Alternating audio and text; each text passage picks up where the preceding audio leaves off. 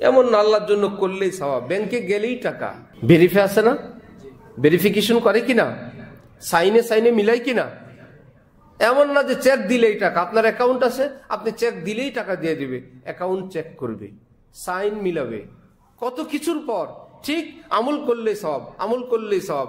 ইসলাম এমন না, যে যেভাবে পারে শুধু আমল করে, টাকা খরচ করে, যা করে অনুষ্ঠান করে, আর ফেরেশতারা শুধু সওয়াব দিতে থাকে। ফেরেশতাদের দায়িত্ব আছে, দেখেন এই আমলটা নবীজির সঙ্গে মিলে, সাহাবীদের সঙ্গে মিলে তো, কোনো না কোনো ভাবে শরীয়ত সম্মত এইটুকুন আছে তো। এইটুকুন ভেরিফাই হওয়ার পর আল্লাহ পাক ফেরেশতাদেরকে তৌফিক দিয়ে দিয়েছেন যে কাকে কতটুকুন সওয়াব দিবে।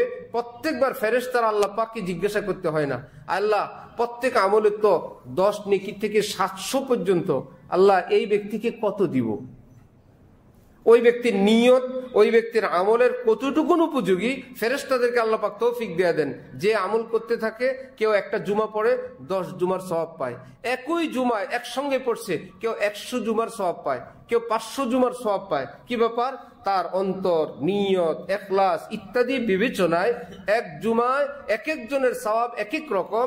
এইটা অনুধাবন করার ক্ষমতা আল্লাহ পাক ফেরেশতাদের কি দিয়ে দেন, ওই হিসাবে সওয়াব লিখতে থাকে, পাট পাট লিখতে থাকে। কিন্তু শর্ত হলো কাজটা শরীয়ত সম্মত হইতে হবে। আল্লাহ সবই বুঝে, কিন্তু যখন বাবার মৃত্যু হয় তখন আর 3 দিন না করালে আর হুঁশ থাকে না। ভাই 3 দিন কেন করাবেন? প্রথম দিনই করান, দোয়া হবে। আজকে মৃত্যু হয়েছে, আজকে বিকেলেই দোয়া করান, এখনই দোয়া করান। খরচ করবেন, এখনই খরচ করেন। কাউকে খাওয়াবেন, আলেম ওলামাদের সঙ্গে পরামর্শ করে খাবার খাওয়ান। কত পদ্ধতি আছে, কিন্তু একটা নির্দিষ্ট রেওয়াজ, এর সঙ্গে কিছু নামের ব্যাপার থাকে, কিছু মানুষকে দেখানোর ব্যাপার থাকে। সবটা মিলায়ে এটা অনেকের ক্ষেত্রে আর আমল, সওয়াবযোগ্য কোনো আমল আর বাকি অবশিষ্ট থাকে না। এটা জাস্ট একটা আমাদের সামাজিক রেওয়াজ, একটা অনুষ্ঠান। সামাজিক রেওয়াজে সওয়াব হয় না। আল্লাহ পাক আমাদেরকে সামাজিক রেওয়াজ পালনের জন্য সৃষ্টি করছেন না ইবাদতের জন্য?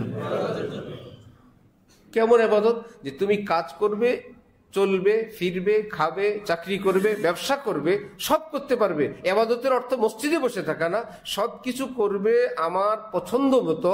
তুমি করবা কাজ, আমার পছন্দ মতো কাজ করার কারণে ওই কাজের উপর আমি তোমাকে নেকি দিতেই থাকবো।